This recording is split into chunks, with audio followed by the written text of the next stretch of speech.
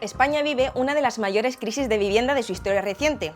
Mientras los salarios se estancan, los alquileres baten récords. Los jóvenes no pueden emanciparse, las familias son expulsadas de sus barrios y los trabajadores y trabajadoras tienen que dedicar más de la mitad de su sueldo a pagar un techo.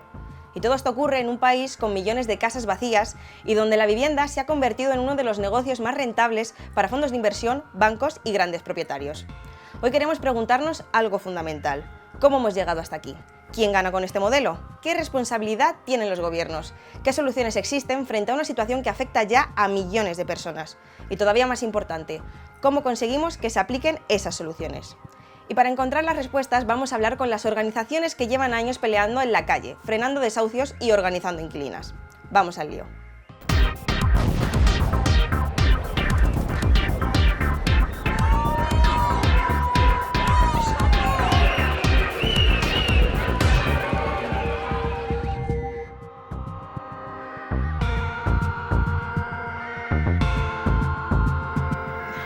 Bueno, liantes, bienvenidos un domingo más a vuestro programa favorito, Al Lío. Como podéis observar, Silvia vuelve a ser baja, pero estoy yo aquí, Cristina Moyano, y como siempre le mandamos un besito muy grande. Y como habéis leído, hoy vamos a hablar de la vivienda y hemos traído a este plantel de personas fantásticas que nos van a explicar un poquito la situación y las soluciones, que es lo que queremos. Así que aquí os presentáis vosotras y vamos a empezar por Aldo. Pues yo soy Aldo, del Sindicat de Llogateres de Catalunya. Muchas gracias por venir, Aldo. Gracias. Sonia, por favor, ¿te presenta? Pues Sonia, de la Asamblea de Vivienda PA de Vallecas y de la campaña del Movimiento de Vivienda Plan Sareb. Pues muchísimas gracias por estar aquí con nosotras. Asia, tú, por favor. Asia, tú, del Sindicato de Inquilinas de Madrid, y gracias por invitarnos. Muchísimas gracias por estar. Y por último, mi compañero Iru. Hola, pues yo soy Iru, trabajador de la construcción y estoy en CGT Cataluña y también he militado en el movimiento de vivienda de mi barrio, en Vallcarca, en Barcelona. Pues muchísimas gracias a todos y como sabéis, normalmente aquí va una pieza de datos, pero como no puedo estar en todas partes, me vais a ayudar a hacer vosotras el contexto. Entonces, Iru, ¿qué está pasando con la vivienda ahora mismo? Para alguien que no se esté enterando del panorama, alguien ajeno. ¿Qué está pasando con la vivienda? Pues mira, que en los últimos 10 años, por ejemplo, la vivienda ha subido un 130 y pico %, ¿no? Si pones una media de alquileres de propiedades, y los salarios han aumentado un 38%. ¿Qué ha pasado con la vivienda? Pues que cuando yo era joven y era el último mono de la obra, el que llevaba los capazos de cemento a los paletas, con mi salario podía alquilar en un barrio como Gracia. Hoy en día un oficial de segunda o de primera que cobra 1.000 y pico o 2.000 euros no se puede permitir alquilar en un barrio de Barcelona tranquilamente. Yo creo que lo que ha pasado es que los grandes inversores han pasado igual de más del sistema productivo a copar el mercado de la vivienda y a extraer el máximo de riqueza que han podido de los bolsillos de la gente trabajadora, y de no haberlo regulado, de no haberlo parado, de lo que pasó en la crisis, de lo que iba pasando pues los últimos 30 años en este país, pues estamos donde estamos, que una persona trabajadora que trabaja sus 40 horas a la semana no puede permitirse tranquilamente pagar una vivienda. Sí. Y Aldo, ¿por qué piensas que hemos llegado hasta este punto? Depende de cuándo quieres tirar hacia atrás el reloj, ¿no? No sé, el relato está como ya un poco montado, ¿no? Una de las cosas importantes fue que los gobiernos franquistas, y esto no lo cambió tampoco la transición, decidió apostar por el modelo de acceso a la vivienda con compra, y eso con un sistema financiero inmobiliario fuerte y con unos intereses económicos muy sólidos. Luego creo que también pasó la contrarreforma neoliberal, que hizo que lo que los salarios no podían para comprar una vivienda pues lo hiciera la deuda, y todo este sistema reventó en el 2008, y a partir de ahí se han hecho una serie de políticas y una serie de movimientos de capital muy fuerte para que el mercado del alquiler esté como está ahora. Y también, pues mientras tanto, hemos pasado nosotras plantando cara. Sí, señor. Y Sonia, ¿más o menos nos podrías decir quiénes o qué factores han hecho que estemos aquí? Bueno, o sea, yo me voy a remontar más a la crisis de 2008. Yo creo que esto es una continuación de la crisis, quizá con otro sujeto, ¿vale?, que empieza a despuntar, que no es el que conocemos, ¿no? La crisis hipotecaria, cuando revienta la burbuja inmobiliaria en este país, en una década se ha ejecutado casi 1 millón de desahucios, ¿vale? El enemigo era muy claro, era el banco, ¿no? Era el banco que, de hecho, casi que te forzaban a hipotecarte, era como casi la única forma de acceso a la vivienda, era el pasar por una hipoteca. Entonces, si pagabas el alquiler, pues ¿qué haces pagando un alquiler si por el mismo precio o menos el banco te ofrece la hipoteca? Incluso te da más del 100%, esto ya se conoce, ¿no? Entonces, el hemos pasado de la ejecución de cientos de miles de desahucios en una década a una continuación de la crisis que se acentúa en el momento pandemia, ¿vale? Y después de la pandemia lo que empieza a asomar no es tanto ejecuciones hipotecarias como desahucios que afectan. Ahora mismo las últimas cifras, por ejemplo, que te da el Consejo General del Poder Judicial el año pasado, las ejecuciones de los más de 25.000 desahucios que se ejecutaron el año pasado, el 70% de esas ejecuciones de desahucios afectaban a personas que entran en impago de alquiler, ¿vale? Esto hay que entenderlo. Sin embargo, también hay que señalar que en el primer trimestre de este año las cifras que te dan son de un repunte de un 35% también de las ejecuciones hipotecarias. O sea, se abre un contexto de crisis bastante importante que además va a tener como un punto de inflexión con la caída del escudo social. Es decir, se van a empezar a reactivar los desahucios que están suspendidos antes del escudo, con el escudo social, ¿vale? Que vino provocado primero por la pandemia, luego por la guerra de Ucrania. Todos esos desahucios, nosotras en las asambleas lo que vemos es que empiezan a reactivarse y la gente viene con, oye, han reactivado mi caso, tengo fecha de desahucio, ya no me puedo acoger al Real Decreto, ¿por dónde tiramos? ¿Vale? Que tampoco paraba todos los desahucios, pero que los pocos que paraba ahora pues nos vamos a encontrar con... Y quizá lo que hemos llegado hasta aquí, porque realmente las únicas salidas o soluciones que se han puesto por parte del Estado han sido parches, o sea, prácticamente políticas de parches, políticas para pobres, políticas de, en momentos a lo mejor de precampañas electorales, grandes anuncios, ¿no? Como la gran cosa que va a acabar con el problema de la vivienda, y sin embargo la realidad que vemos todos los días en los barrios, en un barrio como Vallecas, es que no. Luego podemos entrar, si queréis, en cómo se han multiplicado los frentes de lucha y los frentes que ya no es solo ese enemigo reconocible, sino muchísimos más, ¿no? Que han ido medrando en el negocio, ¿vale? Y ya para cerrar un poco el contexto, Asia, ¿tú me podrías explicar a qué colectivos está afectando esta situación con la vivienda?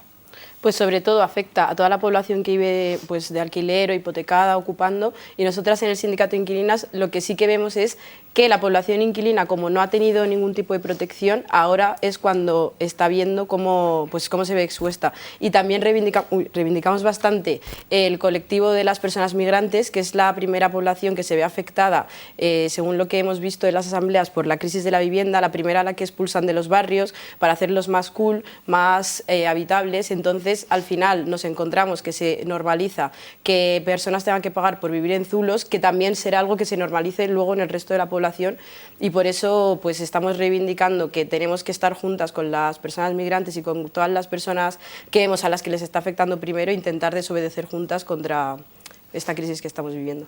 Efectivamente, pues bueno, ya teniendo este contexto y estas bases, vamos a ir al turrón.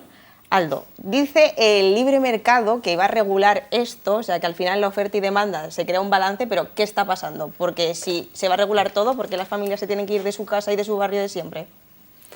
Bueno, dicen, pero no es cierto, ¿no?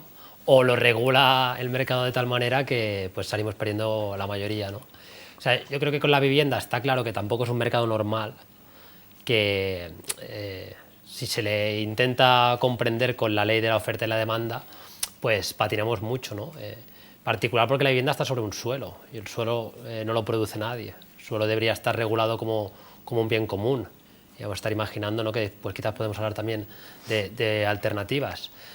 Un mercado que, por mucho que lo quieran vender como de pequeños propietarios, está igualmente organizado por inmobiliarias y por concentración de la propiedad, y donde pues las leyes permiten que haya expulsiones de inquilinos cuando se acaben los contratos de alquiler y precios el que se quiera, ¿no? Y tú de la vivienda no puedes prescindir, que este es un hecho como muy importante, ¿no? Si te suben las naranjas, pues compras mandarinas, ¿vale? Perfecto, y hasta ya bajar las naranjas, pero de la vivienda no podemos hacer lo mismo. Entonces, te hemos forzado a hacer lo que haga falta de ajustes económicos para pagar estos precios, y si no puedes, pues a irte pues a un zulo o al extrarradio o a lo que toque, ¿no? Al final es un chantaje, ¿no?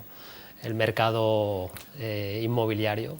Porque bueno, el libre mercado es un artefacto de marketing del capitalismo, o sea, es porque decir que el mercado controlado por los que tienen más pasta queda mal, entonces le han llamado libre mercado, pero que decir, es un eufemismo, que decir que utilizar nosotros sus palabras es un poco mierdoso, ¿no? O sea, entonces empezamos por ahí. El libre mercado es un artefacto publicitario de marketing de los poderosos, porque la realidad es que el mercado está controlado por los que más poder tienen.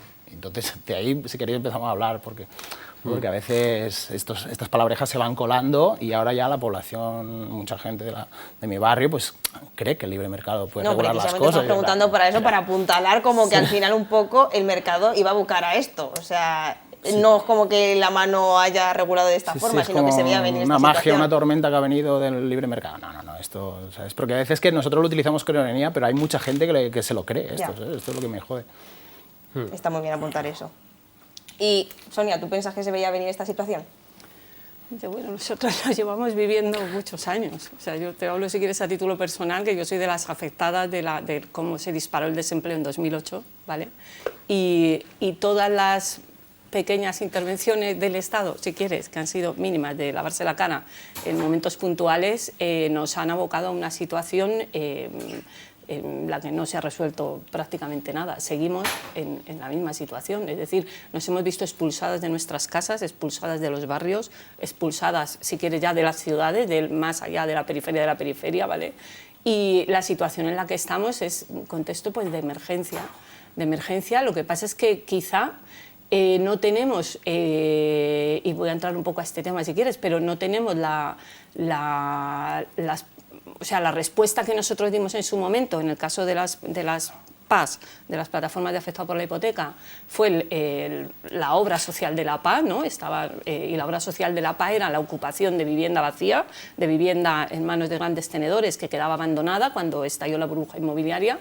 Y había una legitimidad social muy grande que nos permitía ocupar con todo el derecho del mundo. A mí me habéis echado, me he quedado en paro, ha habido un abandono absoluto a una precariedad y a una indignidad vital, ¿sabes? Que no nos ha habido dado ninguna salida. Y en ese sentido pensamos que hay una deuda social con todas las personas que en su momento levantaron, si quieres, las ciudades, ¿vale? Y no nos ha habido dado ninguna salida y, lógicamente, la calle no es solución para nadie. Entonces, ocupamos muchísima vivienda. Nosotras, la PA de Vallecas, por ejemplo, se presentó en sociedad con la ocupación de 3 bloques de viviendas de la Sareb, del Banco Malo. El Banco Malo, que era el banco, ¿vale? Al que fueron a parar todos los activos tóxicos de la banca, que eran nuestras casas. Dentro de esas casas vivían personas, ¿vale? Vivía gente. Entonces esa gente no desaparece en el aire, no se esfuma, esa gente ha ido a vivir a algún sitio y seguimos en esas casas. Puedo entrar, no quiero copar todo el tiempo, pero puedo entrar a cómo o qué ha supuesto años después las personas, los bloques que llevan ocupados 12, 15, 16 años, qué ha pasado ahora, cómo el Estado, después de estar pues 15, 20.000 viviendas ocupadas, lógicamente te tiene que dar una salida. El conflicto, la creación del conflicto, la ocupación era un conflicto, ¿vale? Le ha dado una salida que era la vía esta de los alquileres sociales, ¿vale? Nosotros lo que decimos es que, bueno, el alquiler social básicamente es como una reinserción al inquilinato o algo que el Estado entiende como lógico, normal, como que puedes socialmente legitimarte vía que eres inquilina, ¿vale? Pero para nosotros eso ha sido una mayor presión económica, es decir, cuando tú firmas un alquiler social te lo dan porque tienes ingresos muy precarios, pero lo que van a hacer en ese momento es precarizarte más, porque lo que pagas es un 30% de unos ingresos que ya de por sí son precarios y además te obligan a regularizar la luz, el agua, el gas, ¿vale? Entonces la posición en la que te ponen es de impago, casi en el minuto cero, y te abocan en un medio plazo o corto, medio y a veces largo plazo, ¿no? Pero normalmente en el corto medio plazo al impago, porque tampoco son alquileres definitivos, porque no son... Mira, acaba de salir en la foto el edificio donde vivo, ¿vale? Mira. O sea, este es uno de los bloques históricos de Callejo, de la obra social de la PA, ¿vale? Este bloque ha firmado hace un año alquileres sociales, yo soy una de las inquilinas de ese edificio, y ahora en lo que estamos es en la pelea. Todos estos alquileres van a pasar se los va a subrogar Casa 47, la nueva empresa pública de vivienda. Estamos en la pelea de, bueno, que alquileres abusivos, repletos de cláusulas que te obligan a firmar a punta de pistola de desahucio. O sea, no puede ser que una empresa pública de vivienda se subrogue alquileres en esas condiciones. Ofréceme algo mejor, ¿me entiendes? Sí. Ofréceme algo más decente, sí, por lo menos, ¿no? Y bueno, si queréis intervenir... Y también, ¿sabes?, que estamos llegando en el caso, ¿no?, que ahora creo que es Miguel de la Paz de Barcelona, que firmó después de la crisis un alquiler social, y que estamos llegando en el punto que ya esos contratos que eran de 10 años, de 15 años, se están ya acabando, y personas que tienen un alquiler social que se lo ganaron a base de lucha y de batalla en la calle y haciendo acciones dentro de las sedes bancarias, etcétera, ahora están llegando a su final y tendremos que volverlo a pelear porque esta gente van a perder sus alquileres sociales también. Y con respecto a esto, Asier, una pregunta. ¿Cómo puede ser que la mayoría parlamentaria gobierne para una minoría tan pequeña que son los caseros? O sea, no gobiernan para la población general.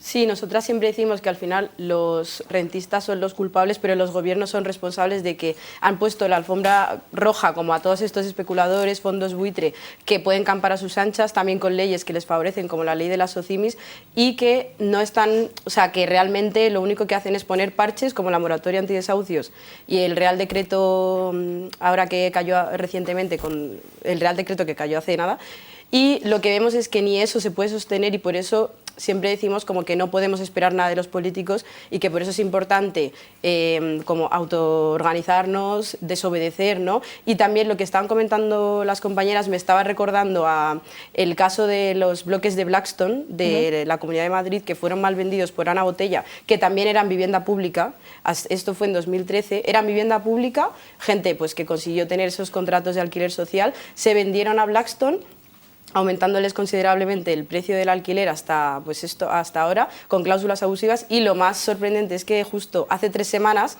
después de una campaña de presión que estuvimos haciendo desde el Sindicato de Inquilinas a todos los ayuntamientos, comunidad autónoma y gobierno central, para presionar y recuperarlo. Entonces, eso, pues no, o sea, lo único que pasó fue que Casa 47 ofreció 100 millones para que cada fondo postule a ver si se lo dan, ¿no? Como no obligar a esa recuperación, y finalmente el 28 de abril se vendió, pasó de manos de Blackstone a un nuevo fondo buitre que se llama Brookfield, que va a entrar a España, un fondo canadiense, y que también esto nos demuestra que al final los gobiernos no están para velar por que la vivienda sea un derecho, sino para seguir generando este negocio de vivienda, y que es más un beneficio más que un derecho. Entonces, al final, pues 5.000 familias han pasado a este fondo con nuevas cláusulas abusivas, pero la idea es pues seguir presionando para recuperar y también para ir en contra todo este discurso que va más en pos de construir más, cuando tenemos tanta vivienda secuestrada en manos de fondos buitre que, como vemos, se va pasando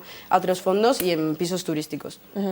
Iru, ¿tú cómo ves que afecta esta situación desde el sindicato a la clase trabajadora? A ver, la clase trabajadora, yo creo que todo viene del mismo problema, ¿no? De la falta de poder, la capacidad de coacción a los poderosos y a los ricos, para hablar llano, de la clase trabajadora. O sea, venimos de una época, ¿no?, posguerra mundial, donde había una serie de actores y había una serie de cultura en los barrios de que pertenecías a la clase trabajadora y que defendías tus intereses, y poco a poco, ¿no?, pues se ha ido deteriorando eso hasta el punto que ni nosotros defendemos ni nuestros propios intereses, ¿no? Porque en una tele nos han dicho A, o en un sitio nos han dicho que el libre mercado es mucho mejor, etcétera, etcétera. Entonces, ¿cómo está afectando? Pues nosotros lo que vemos es que tenemos unos instrumentos, que en un caso es el Estado, que hace una política cosmética, ¿no?, que es siempre equilibrar, siempre pensando a 4 años vista, que no protege la vida, no protege una reproducción de la vida y una reproducción del planeta de forma sana. Y por otro lado tenemos otros mecanismos del Estado, que para mí son los sindicatos amarillos, los sindicatos de la derrota, que han dejado de presionar, ¿no?, desde los 80, finales de los 80-90, decidieron entrar en un sindicalismo de concertación, de pacto, de despacho, de palmadita en la espalda con administración y con empresas, y que lo que hacen es intercambiar cromos, entonces no avanzamos posiciones. Y me explico, cada vez hay menos convenios que tienen, por ejemplo, una cláusula de garantía salarial, ¿no? Entonces, este retroceso de los salarios está haciendo que se agudice mucho más la especulación inmobiliaria. O sea, porque no es solo que haya subido la vivienda, sino es que no están avanzando los salarios. Entonces, yo creo que ahora estamos en una fase de despertar, si soy sincero. Creo que hay mucha gente que se está dando cuenta que si seguimos así, o sea, estamos viviendo peor que nuestros padres y nuestros abuelos, y que seguramente nuestros hijos van a vivir peor que nosotros, y creo que estamos en una fase de despertar, de reorganización, y no hay mal que por bien no venga, ¿no? Y que creo que volveremos a tener que dar la batalla por la vida, por una vida digna. ¿Estamos ante un nuevo modelo de empobrecimiento estructural? Yo creo que sí, y es evidente porque está pasando en todos lados. O sea, yo creo que o sea, nosotros le llamamos los suspiros de clase media, ¿no? Toda esa gente que se creía clase media, que si tú trabajabas, te esforzabas, estudiabas, currabas tus 40 horas semanales, no tenías tu contrato fijo, podías reproducirte bien. Cada vez hay, no digo que sea toda, porque si no ya hubiese explotado esto, pero cada vez hay parcelas más grandes de la clase trabajadora que no se pueden reproducir. Y no digo reproducir de tener hijos, sino reproducir, o sea, vivir estado tranquilamente. Económico en el que tiene. Sí, sí, sí. Y eso va a conllevar, yo creo que una reorganización de la clase trabajadora, y nosotros tenemos que ser agentes para que esa organización sea lo más rápido y lo más potente posible para no llegar a límites de vidas de mierda como se tuvieron pues, hace 100 años, 150 años. Y Sonia, te iba a preguntar, ¿qué diferencias ves entre ahora mismo y 2008, tú que has estado en la PA? Bueno, pues la diferencia es, o sea, algo que, o sea, no lo he mencionado antes, o sea, la diferencia, 2008 sobre todo eran ejecuciones hipotecarias y el enemigo estaba muy claro. Yo creo que 2026 quizá es que de pronto el enemigo es múltiple, no sé cómo explicarte, o sea, que son muchos frentes los que tenemos abiertos, que no es solo un frente que tú identificas claramente y que puedes oponer un tipo de lucha determinada. A nosotros se nos ha abierto un abanico tremendo de desahuciadores, o sea, a nosotros nos desahucia, bueno, en este caso Madrid, la empresa municipal de vivienda y suelo, nos desahucia la agencia de la vivienda social, que es el antiguo Vivima. La señora Ayuso, ¿vale?, contrató un bufete de abogados para ejecutar pues 10.000 desahucios en los próximos años. Son desahucios de vivienda social, el 80% de esos desahucios de vivienda social, luego ya el alquiler que pagas es muy limitado, son por impago, es decir, vuelvo a que no podemos pagar esos alquileres sociales. Nos desahucian las propias entidades, ¿vale?, como la Provivienda. Tenemos en nuestra asamblea casos donde nos desahucian entidades que en teoría pues tienen un discurso social, nos desahucia Cáritas, las empresas gestionadas por Cáritas de la MVS, tenemos casos de próximos desahucios porque quedan en un limbo en el momento que finaliza el plazo en que se ha cedido la gestión de esas viviendas por parte de la MVS, nos desahucian pequeños rentistas, nos desahucia Sareb. Sareb es uno de los mayores desahuciadores del Estado, a pesar de ser mayoritariamente de participación estatal. ¿Cómo es posible que Sareb, ¿vale?, que ha provocado un aumento de déficit público y un aumento de deuda pública descomunal, ¿vale?, se atreva a desahuciar a una sola familia después de haber circulado precisamente por Sareb y por el Foro, ¿vale?, toda la deuda que nos ha precarizado muchísimo más? ¿Cómo os atrevéis a desahuciar a una sola familia cuando se os ha rescatado con miles de millones de dinero público? ¿Vale? ¿Cómo se atreven? Y bueno, tú cuando esto lo hablas, por ejemplo, porque nos va a desahuciar la propia Casa 47.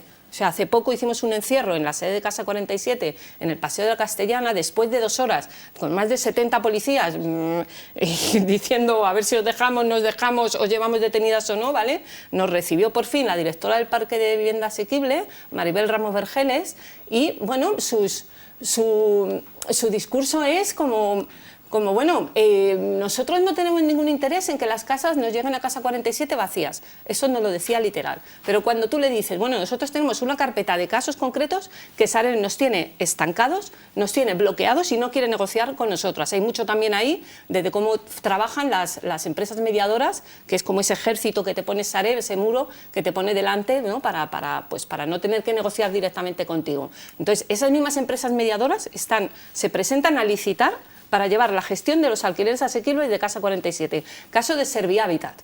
Esta es una forma de cómo se introduce, o sea, Servihabitat pertenece el 20% a Caixa, el 80% a un fondo tejano. ¿Cómo entran los fondos, ¿vale?, y los servicios en la gestión del parque de vivienda asequible, ¿no? Y la mujer nos dice, bueno, es que nosotros, y esto es tremendo, ¿no?, que te lo diga una persona, pues esta mujer ha llegado al cargo y nos contaba que viene de una entidad, Hogar Sí, que ha trabajado con personas de calle y tal. Bueno, pues no se baja de ese pedestal de paternalismo y de pero ustedes no quieren ser vulnerables, ¿verdad? O sea, nos lo dice así directamente, ¿no?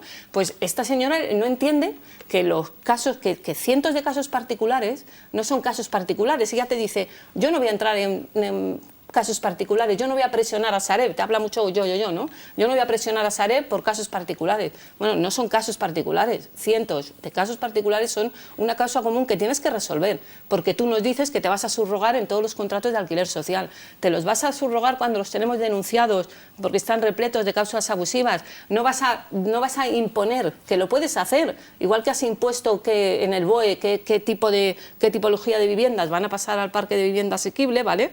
Puedes imponer en qué tipo de condiciones van a pasar también esos alquileres y qué tipo de alquileres. No vas a esperar a vernos en la calle, ¿vale?, para sentarte a ver si salvas algunos. O sea, nosotros, el miedo, y no es un miedo real, que es que se subroguen los contratos con el mismo tipo de cláusulas y nos encontremos a la vuelta de unos años con que, bueno, todas estas viviendas las acaben vendiendo. O sea, SEPES ha hecho algo que se dice muy poco. SEPES, que es el previo, o es lo que ha conformado la empresa pública de vivienda, Casa 47, cambió los estatutos de suelo. Esto hay que leérselo bien y hay que estudiárselo para poder vender a futuro, ¿vale?, las propias viviendas y los propios terrenos y edificios, ¿vale? O sea, tú te piensas, su discurso es: vamos a blindar el parque público de vivienda.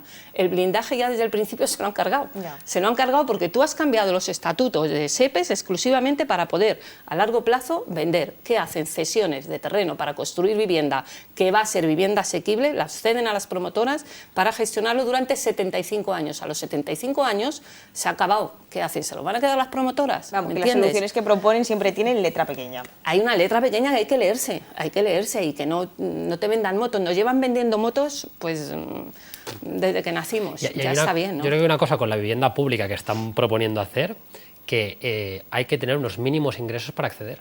O sea, en la sanidad pública, en la educación pública, tienen sus marrones, bueno, por eso es las huelgas que está habiendo y todas las luchas, ¿no? Pero cualquier persona puede acceder, igual que sea pobre a más no poder. En cambio, con la vivienda pública que está proyectando, ¿no? Pero es que se deja fuera un 35-40% de la población por capacidades adquisitivas.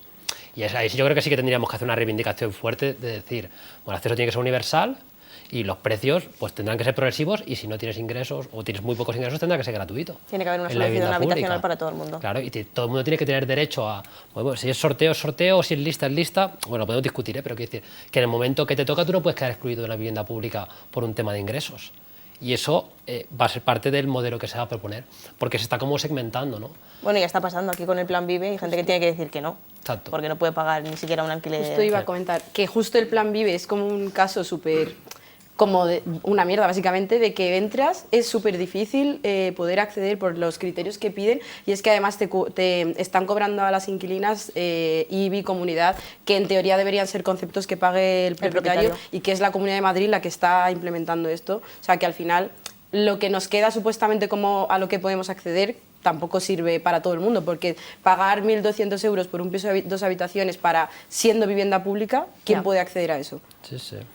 Y luego hay otra cosa que estaba hablando el otro día con las compañeras de servicios sociales de CGT en Barcelona, y los pisos de emergencia social, ¿no? Hace 5 años, al igual estabas 2 años de espera, luego hace unos añitos pasó a 3, y al otro día me decían que ahora hay 4 o 5 años para un piso de emergencia habitacional. O sea, quiero decir, y luego detrás de esto hay una cosa que es muy criminal, que es como hay una serie de empresas que algunas venían de la inversión en modelo vacacional, que ahora invierten, precarizan a las trabajadoras, y aparte invierten en toda esta gente desahuciada. Al igual tú tienes una hipoteca de que no puedes pagar 700 euros o un alquiler y eres desahuciado, y te ponen en un piso de estos de una empresa que te cobra al igual 800 o 1.000 euros al mes por tener alojado una persona. O sea, y lo paga la administración, ¿sabes? Vale. Entonces, y con régimen disciplinar, en ocasiones. De cuándo tienes que llegar a tu casa, quién puede entrar, o sea, que no es...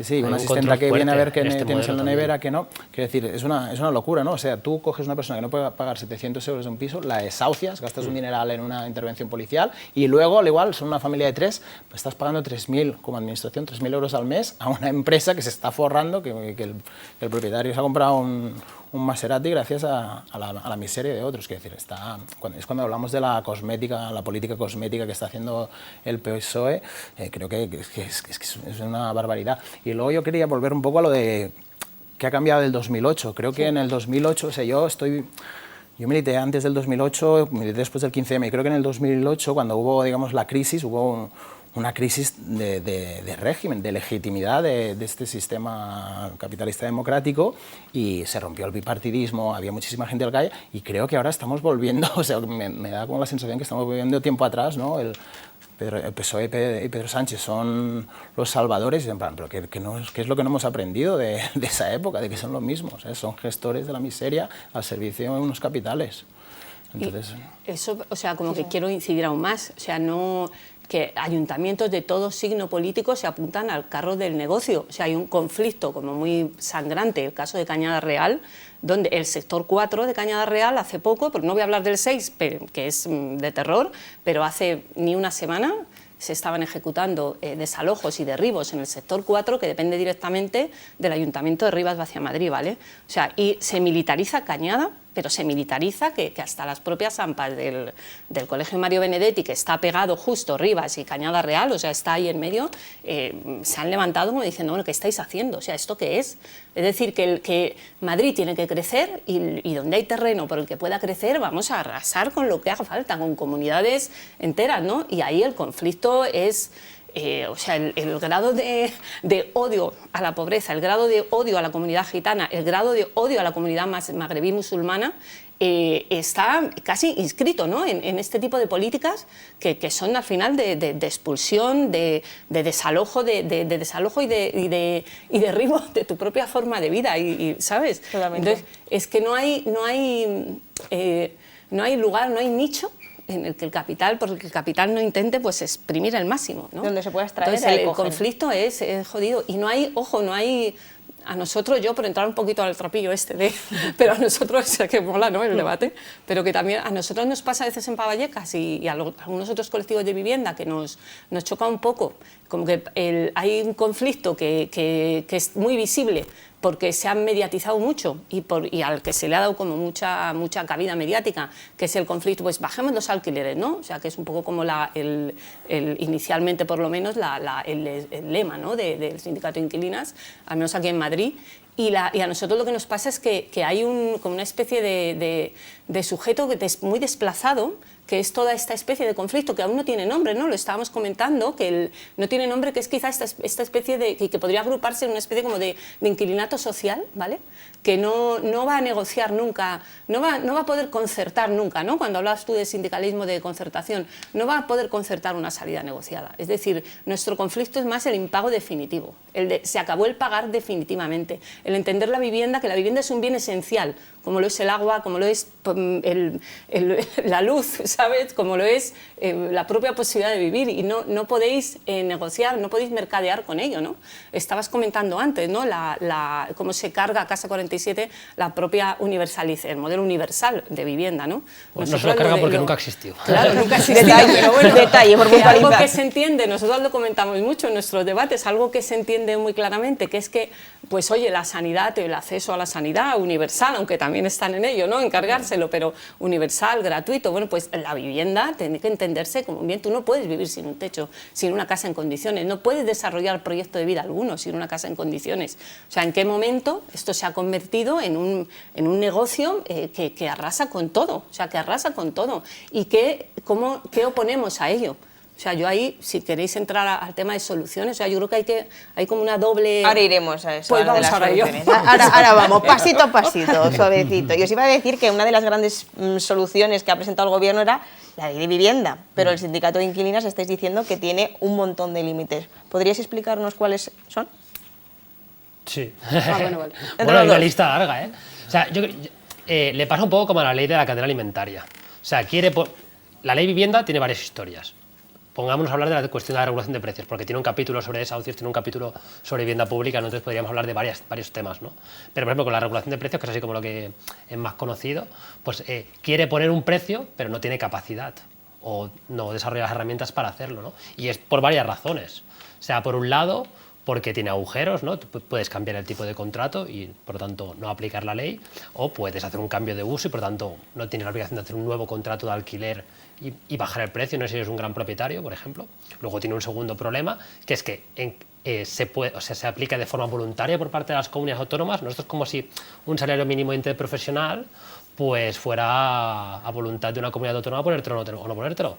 Y entonces sería bestia, ¿no? Pues es así como funciona. Y luego, por último, si todo esto no fuese así y se aplicara, lo máximo a lo que puede aplicar esta ley es a congelar los precios, ¿no? Entonces esto a lo mejor hace 10 años, cuando nacieron los sindicatos de inquilinas y empezaron a hacer la campaña de nos quedamos y a quedarse fuera de contrato de alquiler y a reivindicar un nuevo contrato de alquiler al mismo precio, porque estaba pagando a lo mejor en Ciudad de Barcelona pues 500, 600 euros, era asequible entonces, ¿no? Pues tenía un sentido congelar el precio. Pero claro, tú lo congelas ahora, 10 años después, así nació la campaña de nos quedamos de los sindicatos de inquilinas, ¿no? Con esa voluntad, con ese tipo de acción sindical. Por eso ya hace rato estamos también en las campañas de las huelgas de alquileres. Porque ya es que aunque la ley funcionase y se aplicase, si se congela ese precio con estos salarios que hay ahora, bueno, si te pasas a lo mejor hacer una subida de salario de la hostia, bueno, si la consiguiéramos, pues a lo mejor compensabas por la otra vía, pero solo por la congelación de alquileres, imposible, ¿no? Entonces, bueno, por eso también los sindicatos de inquilinas se están moviendo, ¿no? a las huelgas de alquileres. Es decir, a qué tipo de acción sindical se puede hacer no para mantener el precio, sino para bajarlo. Pues las huelgas de alquileres, ¿no? Ya ha habido un par, una en Néstar, otra en La Caixa, que ha sido de vivienda protección oficial, es decir, que las inquilinas de vivienda pública también yo creo que van organizándose y luchando, sobre todo, claro, también esto, las situaciones era que se venía de la lucha contra la privatización de la vivienda pública, que es lo que explicabas tú antes, ¿no? Originalmente el caso de Blackstone y el caso de las inquilinas de La Caixa que han hecho la huelga y que la han ganado y que han conseguido pasar 2.000 viviendas en Cataluña al parque de vivienda, al Incasòl, ¿no? Que es el Instituto de Vivienda, pues van en esa línea, ¿no? Y han estado pues, 14 meses de huelga, han retenido 540.000 euros de alquiler y se ha conseguido el traspaso. Entonces, bueno, creo que también el sindicalismo de vivienda, el sindicalismo inquilino se va renovando un poco al ver las circunstancias y bueno, la ley, pues en algún sentido es una herramienta que puede ser útil, pero ni por cómo está planteada, ni por las consecuencias que está teniendo, pues es algo que nos vaya a hacer dejar de luchar. Una de las brechas gordas no son los contratos de temporada, ¿no? Que evaden la regulación de los precios, ¿no? Yo me acuerdo una vez que le hicimos un scratch a Jaume Collboni, que lo pillamos ahí en la Ciutadella por temas del desastre que teníamos en el barrio, y lo tuve aquí. Y yo le preguntaba, pero si estás todo el día en la tele diciendo vivienda, vivienda, vivienda, que te repites como un loro, ¿por qué no coges y prohíbes los contratos de temporada? ¿Qué te cuesta? Esto se puede hacer. El tío no me contestaba, se quedaba mudo. Dije, ¿y por qué no prohíbes la compra especulativa de la vivienda? ¿Por qué no dejas que un inversor de capitales no pueda comprar viviendas? Una familia, una vivienda, solo que esto. ¿Por qué no lo haces? El hombre se me quedaba así temblando. O sea, hay que decir que tienen muchas brechas y ellos lo saben, pero tienen que contentar a todas las partes, ¿sabes? Y el alquiler de habitación, que es el régimen de terror por excelencia. O eso, ya la partición, ¿no? en habitaciones y ponerlo a 700 euros, claro, sacas un rendimiento de la hostia. Eso es muy fuerte. Mira, vamos a ir a la calle, que justo hemos salido aquí en Puente de Vallecas y es muy representativa de la situación que estáis aquí comentando. Hola liantes, hoy estamos en Vallecas para preguntar sobre un tema que nos amarga a todas, la vivienda. Así que veamos qué opina la gente. A día de hoy, ¿cuál considera usted que es uno de los principales problemas para la población española? La vivienda. La vivienda y el trabajo. Pues la falta de trabajo, el no poder acceder a una vivienda siendo joven. La vivienda. La vivienda. La falta de empleo. Ahora mismo la vivienda. Pues las viviendas están muy caras. No hay manera de cómo uno tener libertad, privacidad ni nada. Ahora mismo hasta vivir en una habitación está muy caro. ¿Y usted cuál es su situación habitacional? ¿Está de alquiler, es propietario, comparte piso, está con sus padres? Yo vivo con mis padres aún y por eso tengo la suerte, pero claro, hay gente que está buscando piso que no encuentra nada. ¿Qué edad tiene usted? Yo 24. ¿Y cuándo piensa que se va a poder independizar? Pues espero que pronto, en un par de años. A lo que veo ahora mismo, pues a los 28, 29 años, pues empiezo a independizarme, pero ahora mismo no me veo. Vivimos de alquiler y unos años nos cobran más, otros años nos cobran menos, y entonces claro, con los sueldos ahora mismo que se tiene ahora mismo en España, pues son muy bajos. Inquilina ahora mismo. Propietaria. Soy propietaria desde hace poquito, hasta que lo he podido conseguir, hipoteca y demás. Yo comparto piso, pero no puedo coger un piso porque está demasiado carísimo y apenas hay, desaparece también con la misma. Nosotros somos propietarios de una vivienda aquí en el Puente de Vallecas. Y ustedes ya tienen la casa pagada, entiendo, ¿no? Claro, la casa lleva pagada hace 30 años ya. Comparto piso y no veo el momento de irme a vivir solo. Soy propietario, tengo 2 hijos que están igual que todo el mundo, buscando piso, y lo que es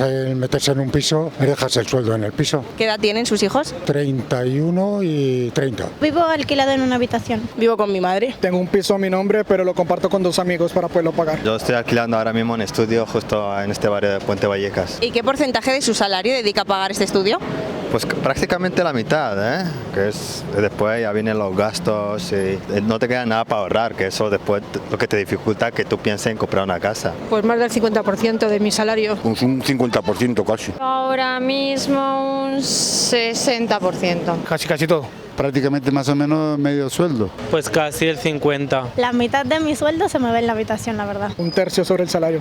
Pagamos 1.200 entre 3 a 400 más o menos. ¿Y por qué cree que hay partidos políticos que han votado en contra de la prórroga de alquileres de 2026-2027? Han querido meter cláusulas que no deberían de haber metido y claro, no se puede votar todo en un paquete. Pues porque son los que viven de esas rentas y seguro que quieren aprovecharse aún de no bajar esos precios, o sea que al final se aprovechan los que tienen más dinero. Lo que plantea un partido de izquierdas, los partidos de derechas lo van a mandar al traste, o al contrario. Porque todo es negocio realmente, lo que te digo de la política, si está realmente lucrando a costillas del pueblo, nada va a cambiar. ¿Y qué piensa usted que se podría hacer para solucionar el problema? Ayudas, es que hinchan los precios, bajarlos, o subir los sueldos mínimos. Pues que todos los que están pagando como yo alquiler y todo, que dejen de pagar y que los buitres se jodan, porque tragamos, pero pues que le den por culo, que no paguemos nadie y si vamos a la cárcel vamos todos. Que se pongan todos de acuerdo de una vez y que empiecen a construir más. Los jóvenes que se le ayude más, ya sea bajando los impuestos o no sé, alguna ayuda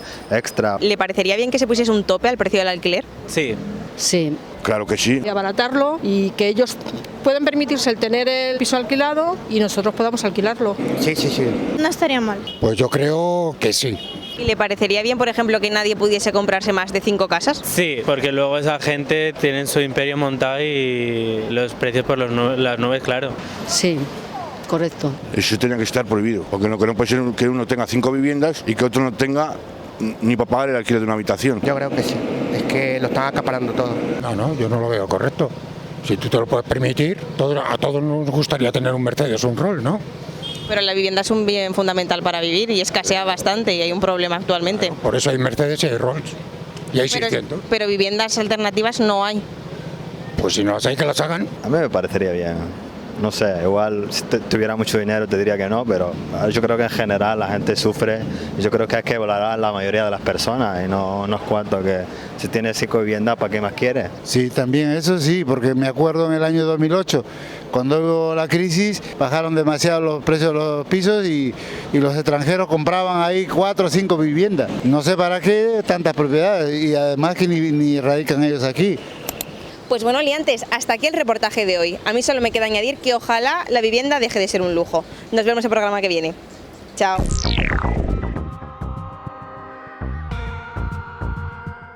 Pues bueno, chicas, esto ha sido a la calle. ¿Cómo habéis visto el panorama? Asia, ¿tú qué tal has visto a la gente?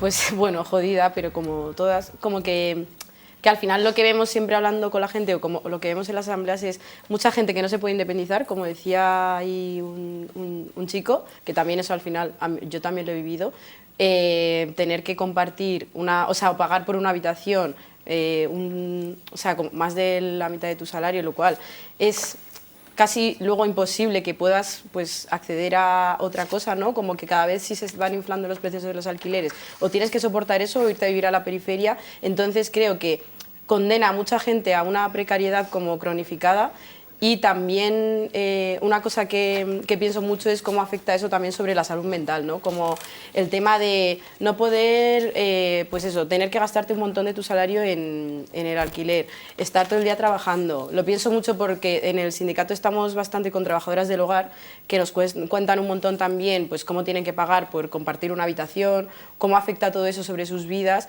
Y que al final esto como que lo único que hace es que la gente que está más en una situación de más precariedad acabe en los márgenes y que, pues como comentaba también Sonia, que hay gente que no puede acceder a eso, ¿no? Que vemos también como cada vez más gente acaba en la calle porque no cualquiera puede pagar 400 euros o 500 por una habitación cerca del trabajo, en cualquier sitio. Entonces, como que creo que de verdad estamos ante una crisis social que tenemos que intentar pues hacer frente. Aldo, ¿tú qué tal has visto Puente de Vallecas? Pues yo lo he visto con gente combativa, que podríamos arrastrar, ¿no?, a las manifestaciones que tenemos. No, bueno, pues lo que dice la compañera, joder, mucha rabia. Y bueno, yo creo que sí que también hay que socializar un poco las propuestas y las hojas de rutas de las luchas para que no todo sea el malestar y de la denuncia, ¿no? Y bueno, que pasar bien a la movilización, a la formación y a la organización, que es un poco el mantra, ¿no? Si queremos acabar de esto y volver a reconstruir poderes sindicales fuertes y ni que sea equilibrar o darle la vuelta a la tortilla, ya ni te digo hacer la revolución, pues aquí tenemos faena, pero bueno, por el Vallecas, que también las compañeras hacen un trabajo estupendo, o sea que ya seguro que el camino está hecho. ¿A ti, Sonia, te ha sorprendido las respuestas? No, o sea que de hecho es como muy familiar. Te conocías a la mitad del reportaje, ¿no? De hecho había alguna persona que digo, oh, este es vecino mío, ¿sabes? O por lo menos cerca.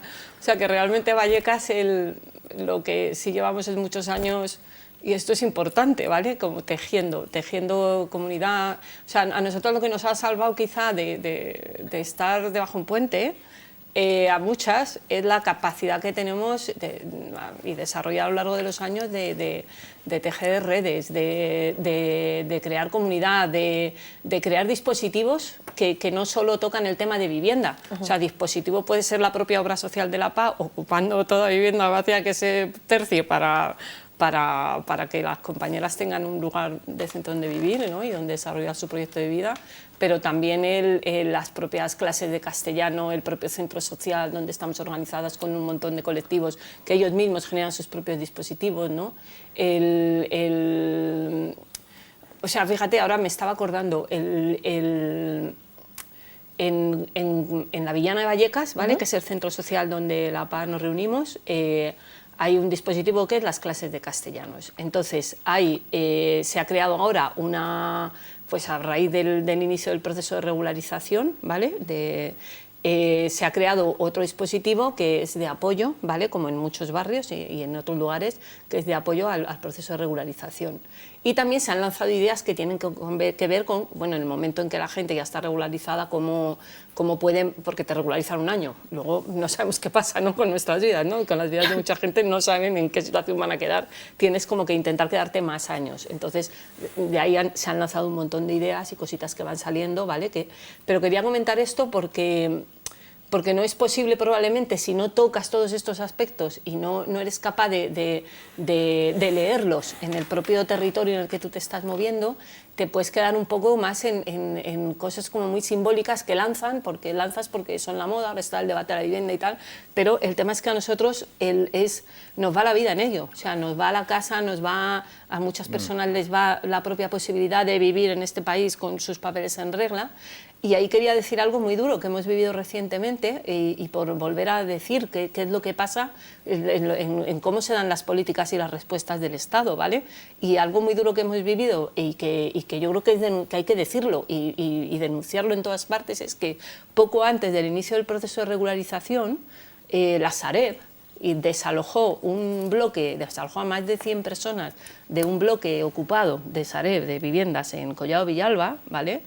Y en las negociaciones y en el conflicto que abrimos con Sareb para regularizar mediante la vía de esos alquileres sociales abusivos que nos obligan a firmar a punta de pistola y desahucio, durante ese proceso de negociación a punta de pistola, la Sareb negó rotundamente la posibilidad de regularización vía alquiler social a todas las personas que no tenían sus papeles en regla. Tú con un pasaporte puedes alquilar una vivienda, pero no te pueden regularizar con un alquiler social. Luego te condenan a la miseria más absoluta. ¿Por qué? Primero, por las demandas que te pone Sareb, que son penales y civiles, y en el momento en que tú tienes una demanda penal y cae una sentencia y pierdes la demanda, ya tienes antecedentes, luego no vas a entrar, y son recientes al proceso de regularización, no te va a dar tiempo a cancelarlos, pero es que además Casa 47, la Maribel Ramos Vergeles, la directora del Parque de Vivienda Asequible, nos dijo que ellos, y me lo he estado leyendo ahora, me viendo un poco las condiciones, pero digo, no puede ser. Bueno, pues sí puede ser. No, tampoco van a alquilar vivienda a persona que no tenga como sus papeles legales. cuando precisamente las pocas posibilidades que muchas personas sin papeles pueden acceder a una vivienda es vía la ocupación y luego entrar en esa especie de proceso de regularización que podría haber sido el alquiler social, ¿vale? Entonces, ¿qué ha pasado con todas las personas desahuciadas por Sareb, ¿vale?, que no tenían sus papeles en regla? Pues muchas probablemente se han quedado en un limbo legal y muchas probablemente pues en naves, en lugares donde volver a ocultarse, porque entonces ¿cómo es posible, no? ¿Y con qué cara hablas tú de universalidad, hablas tú de derechos, hablas tú de nada? O sea, yo creo que nos cabreamos muy poco, que nos tendríamos que encender 7 veces más de lo que nos encendemos y bueno, y que sí que deberíamos crear un conflicto como mucho más potente de vivienda en absolutamente todos los barrios, pero denunciando todas y cada una de estas barbaridades que suceden todos los días. Y bueno, pero bueno, ellos tienen también su forma también de evitar, ¿no?, este tipo de conflictos, la ley Mordaza que nunca terminan de derogar, ¿no? Tenemos ahora una rueda de prensa en breve hablando sobre esto, ¿no?, que nos lo han prometido 200 veces derogar la ley Mordaza y ahí sigue, y esto en el caso de Pavallecas tenemos miles de euros en multas que vienen vía la ley Mordaza por ponernos en las puertas a parar desahucios o por concentraciones muy mínimas simplemente para protestar o para pelear el propio derecho de la gente a una vivienda. ¿Y tú, Iru, cómo lo has visto todo? Mira, yo he visto una curiosidad que no sé si... Y también voy a abrir un debate con la gente de inquilinos y de vivienda.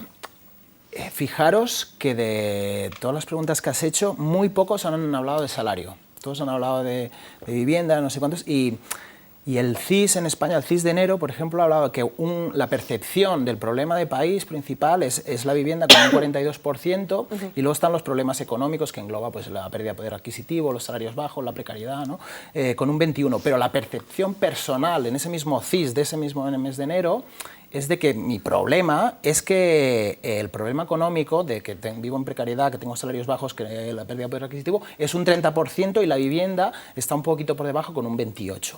Y aquí, si te has fijado, muy poca gente, ha habido creo que un par de personas que han hablado de subir los salarios, ¿no? Sí. Y entonces el debate que quiero abrir, ¿no?, de la curiosidad, a raíz de esta curiosidad, es que ¿por qué genera tanta indignación no poder pagar un alquiler o no poder abrirte una hipoteca y pagar una hipoteca? Y genera menos indignación tener un salario de mierda que no te permite pagar esto. ¿Por qué es mucho más sexy una lucha por la vivienda y es muy poco sexy el sindicalismo laboral? Entonces yo no tengo una respuesta con compañeros y compañeras de yugateras, ¿no?, de inquilinos de Cataluña. Hemos tenido muchas veces este debate, que es que yo creo que vivimos ya en una sociedad de consumidores que te indigna muchísimo no poder consumir, y hemos olvidado que somos productores y que si nosotros paramos, esto se para, o sea que las casas llega agua y electricidad porque hay gente como nosotros que trabaja y que hace que si mis hijos pueden ir a la escuela y si mis hijos han ido a la escuela infantil es porque hay gente que trabaja y que mantiene eso. Y hemos perdido un poco el norte, ¿no?, en esta deriva que nos indigna muchísimo el no poder consumir y no el que no nos den lo justo y lo necesario cuando somos productores y cuando somos nosotros los que mantenemos que este mundo funcione, ¿sabes? Yo creo, Iru, que en parte, mi opinión personal, es porque hemos dejado de percibirnos como obreros, porque pertenecer a la clase obrera indica que estás debajo en el escalafón de lo que es la sociedad y gusta mucho más percibirte como un consumidor, como una persona que tiene su... Y es lo que está pasando, lo que has comentado antes. ¿Vosotras qué pensáis? Estoy aún pensando. O sea, históricamente ha habido también luchas de desabastecimiento, de no poder pagar lo fundamental, el carbón, el pan, la vivienda, de alquileres, y han sido, exacto, y han sido luchas también de la clase trabajadora. Y yo creo que, o sea, entiendo lo que dices, estoy de acuerdo, pero a la vez creo que hay una buena noticia en eso, ¿no? Que la buena noticia sería la siguiente. Vamos a ver si me la acabo. A ver, Aldo, ilumínanos. Que es, en parte, hay una crisis del sindicalismo como institución en general, ahora no me voy a meter en un sindicalismo u otro, y que esta lucha por la vivienda también, que se va organizando de forma sindical, también está complementando, y creo que ahora está haciendo el ejercicio de volver a dialogar con el sindicalismo laboral, ¿no? Y por todas estas experiencias también vamos a hablar ahora de cómo estamos trabajando para que esta movida sea una lucha conjunta, ¿no? Y cómo avanzar a lo que decía el compañero del vídeo de la huelga, hacer huelgas generales, hacer huelgas de alquileres, etcétera, y como expresiones de una misma lucha, de una misma clase, con toda su variedad y tal. Pero yo creo que de alguna forma, ¿no?, pues, toda esta reflexión del sindicalismo de fuera del Tajo, ¿no?, del sindicalismo de la reproducción, el sindicalismo de la vivienda, en parte ha reflejado esto. También creo que es bestia que te suban el alquiler 400 euros de golpe y que sería similar a que te intentaran bajar el salario de lo mismo, ¿no? Realmente lo que pasa con el salario es que se va como una degradación no paulatina. En cambio, con la vivienda, el día que te lo encuentras es del rollo, wow, pero espera, perdona, pagaba 500, ahora tengo que pagar 1000, y abro el portal de internet y todos son 1500, y flipas, ¿no? En colores. Como que es más fuerte el impacto así a nivel de percepción. Pero bueno, por ver la parte positiva, a este viaje que está haciendo la clase trabajadora para recomponerse, ¿no? Y que se tendrá que recomponer en varias luchas y encontrarse. Y está claro que hay que hacer ahí una alianza vivienda-trabajo y que al final son dos caras de la moneda. O sea, lo que me suben o lo que no me llega al salario. Y chicos, ¿pensáis que, bueno, más que nada, qué medidas podríamos, ya para pasar a la acción, qué medidas se podrían tomar? ¿Qué medidas se podrían tomar? Mira, yo voy a seguir con tu libro, venga, el libro de lo laboral. El índice de precios el IPC de precios de consumo, que es el índice que mide el coste de la vida en el Estado español, para mí es una estafa. Hace poco el Gabinete Socioeconómico de CGT ha sacado, ¿no?, lo del IPC inquilino, que en el 2005, si según el gobierno subió un 2,7, si tú calculas el IPC inquilino que ha calculado ellos, estaríamos a casi el doble, en un 4,7. ¿Por qué es esto? Porque el IPC pondera un 4% el alquiler, o sea, el alquiler está por debajo de las bebidas alcohólicas, del tabaco, de las vacaciones, etcétera. Cuando el coste real de la vida de la gente trabajadora no es que se gasta más en tabaco y en bebidas, o sea, tienes que ser muy borracho y muy fumador para gastarte más que lo que pagas en alquiler. Entonces, yo creo que... O ser rentista. La rentista. Entonces, yo creo que habría que hacer que en los tajos, es el sindicalismo, en los convenios y en los contratos con las empresas, hubiese una cláusula de garantía habitacional, que tus salarios aumentase en relación con los precios de la vivienda, o lo que cuesta conseguir una vivienda en el sitio donde trabajas, donde vives, etcétera, etcétera. Esta sería una medida que estamos intentando aplicar y que estamos haciendo formaciones en el sindicato para que la gente tenga en cuenta que el IPC, ¿no?, porque las cláusulas de garantía salarial tradicionales, usted sube el IPC, pero es que ya no es suficiente. Entonces yo creo que hay que reivindicar que los convenios, ¿no?, que estos 3, 4 que firma Comisiones UGT, es que uno ni te acercan a lo que ha aumentado el IPC en estos últimos años, después de la crisis inflacionaria de post-COVID, y luego que si te llegasen a igualar con el IPC, es que no es, el coste de la vida está por encima de eso. Entonces yo creo que hay que reivindicar que las empresas tienen que pagar muchísimo más. Y no me meto en vivienda porque les quiero dejar a mis compañeros. Primera propuesta, Iru, muchas gracias. ¿Hacia tú? Bueno, como de propuesta, siempre, ahora como que lo que intentamos reivindicar es que la vivienda pública sea realmente algo de lo que estemos orgullosas, como lo es la educación pública y la sanidad pública, como intentar tener un parque público, o sea, mucho más amplio, universal, accesible para todas, y que se pueda gestionar como desde las propias comunidades, ¿no?, que no haya estas gestiones externas que al final lo que hacen es siempre como criminalizar la pobreza, como vemos en Sareb, que lo comentan también muchas compañeras.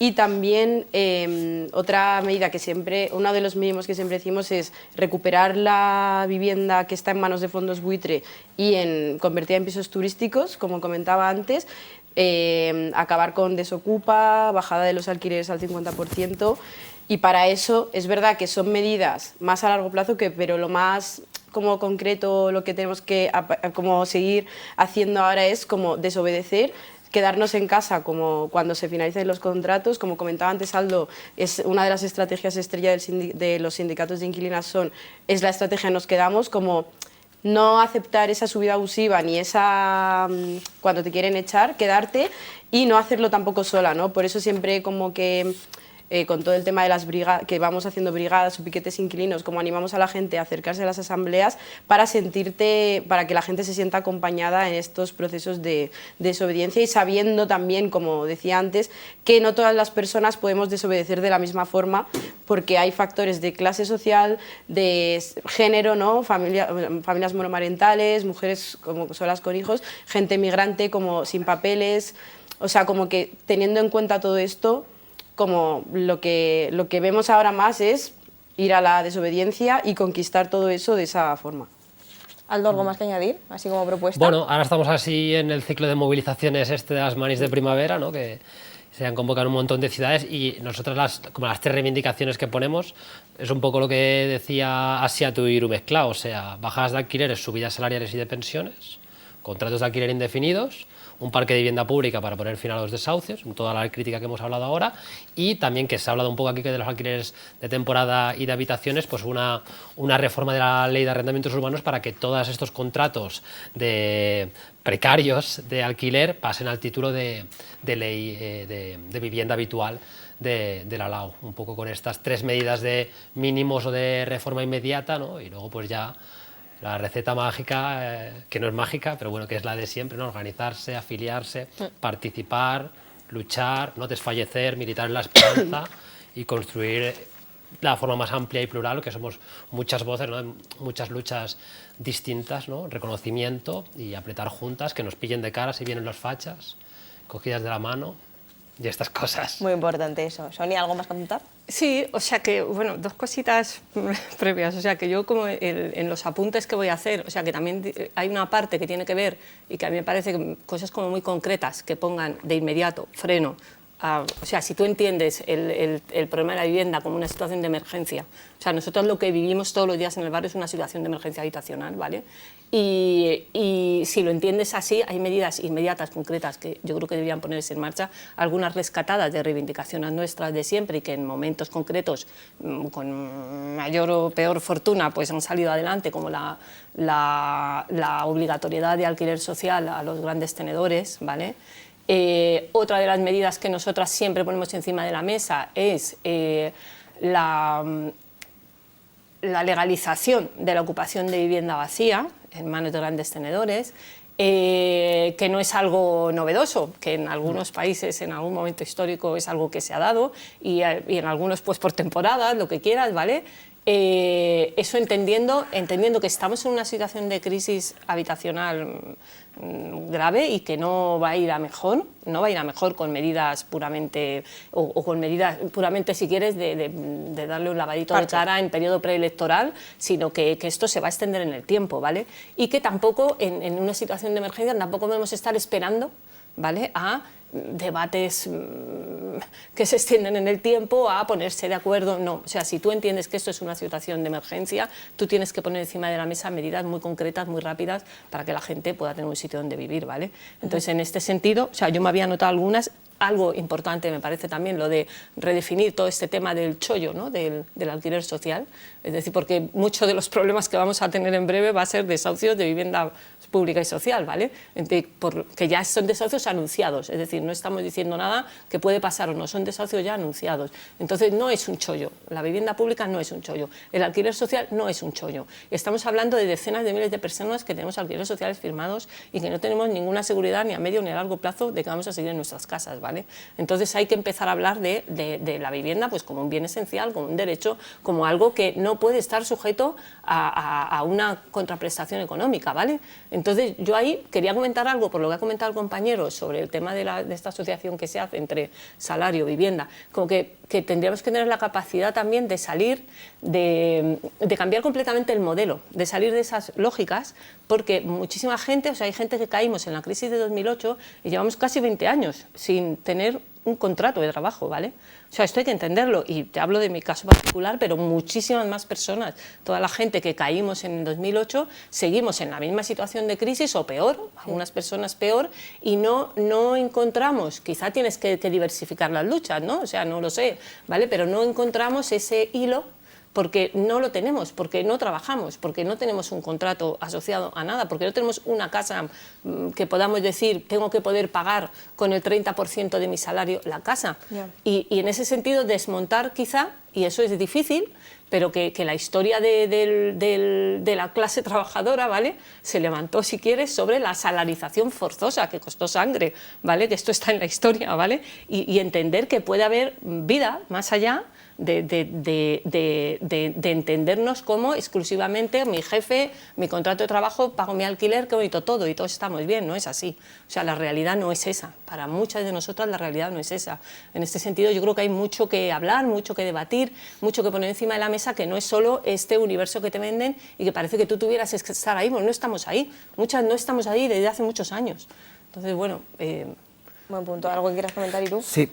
Entiendo lo que dices, pero claro, yo siempre intento como hablar a las mayorías, ¿no? Estamos hablando de 20 millones de personas que son trabajadoras y por eso yo, como sindicalista laboral, pues me refiero a esta gente. Entiendo que hay, o sea, yo he trabajado muchísimo tiempo en negro, he tenido que ir a trabajar, perdón, en B, he tenido que ir a trabajar fuera al extranjero, me he tenido que hacer muchas trampas. Y luego, una cosa que me ha pasado por alto es como, no se ha hablado de la prohibición de la compra especulativa, ¿no? Que aquí ha salido el debate, ¿no? De que, 3, sí, 5, ¿no? Que yo dije 5 como número simbólico. Pero yo he tenido este debate con gente del barrio y tal, y es como que a la gente le asusta un poco esto. O sea, se ha hablado, incluso partidos de la izquierda han hablado, han puesto esto encima de la mesa, era una cosa que parecía que tenía, y yo tengo mis dudas, ¿no? Porque hay gente que, bueno, tener 3 sí, pero ¿cuál es el límite de la compra especulativa? O de 3 o 5 casas. Claro, plan, yo dije 5 porque ya me parecen un montón. Sí, pero es en plan, bueno, pues yo creo que si tú lo que quieres es comprar una casa para sacarle rendimiento, pues no, invierte en relojes, invierte en Rolls Royce, invierte en lo que te apetezca, pero no en vivienda, no en alimentación, no en agua y no en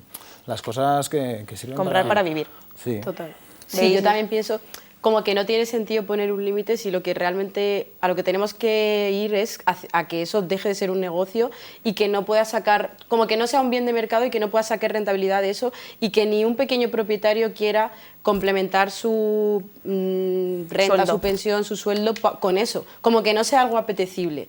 Y creo que ese es el reto al que hay que llegar, y no a lo mejor decir, bueno, 3 o 5, porque al final es seguir manteniendo como un negocio a baja escala que se va a reproducir como continuamente. Yo, en mi opinión, vamos, que yo lo limito a nada. Creo que las cifras son peligrosas, o sea, las cifras son peligrosas. Yo te cuento una anécdota, pero hace poco lo comentábamos, que la PA en su día, cuando de las 5 de la PA tal, y cuando se negociaba el tema de los alquileres sociales, alguien soltó la cifra del 30%. Eso luego nos ha quemado las manos, porque ese 30% no lo podemos pagar, ¿vale? O sea, te quiero decir que, y sin embargo se ha extendido como que hasta el parque de vivienda asequible te mete el 30% de ingresos medios de la zona, ¿no? O sea, es como un poco... Sí. Aldo, ¿qué querías decir? Sí, yo quería decir una cosa, que lo bueno que tiene este debate sobre movimiento de vivienda y movimiento laboral es que el día de la huelga general no hace falta trabajar para ir a la huelga. En el piquete podemos estar todas de la mano. Tengamos o no contrato de trabajo. Y sobre las compras especulativas, o sea, claro, porque al final la política es un poco esto, ¿no? ¿Qué podemos hacer ahora, qué querríamos, ¿no? Y qué es útil para avanzar? Yo creo que sí que hay algunos debates interesantes, ha habido algunas reformas. En el Parlamento de Cataluña, por ejemplo, hay como una ley en trámite también sobre las compras especulativas, que lo que pretenden hacer es que solo puedas comprar si vas a residir, y si compras para alquilar lo tienes que poner al precio del índice. No es ninguna maravilla, pero sí, prohíbe la compra especulativa en el sentido de prohíbe comprar un bloque, vaciarlo, reformarlo, hacer habitaciones y ponerlo a alquiler a precios pues el triple o el cuádruple, ¿no? Entonces, bueno, eso es un ejemplo de lo que hay ahora encima de la mesa. Vamos a ver hasta dónde llega. También hay como en otros países que lo han intentado hacer y otras ciudades. Y bueno, pues continuaremos luchando por más, ¿no? Yo creo que sí que hay un pequeño consenso social, no tan pequeño, de hecho grande, en que no se puede acaparar propiedad de inmobiliaria como si esto fueran, bueno, cromos, ¿no? No puede ser así, porque las consecuencias sociales que tiene esto, ¿no? O sea, las consecuencias sociales de una propiedad privada sin límites, ya no te pongas en plan comunista o anarquista, ya un poco regulada, quiere decir miseria para mucha gente. Y eso hay que ponerlo encima de la mesa contra todos estos discursos por la libertad, pues que las consecuencias que pagamos una mayoría es vivir encadenadas, ¿no?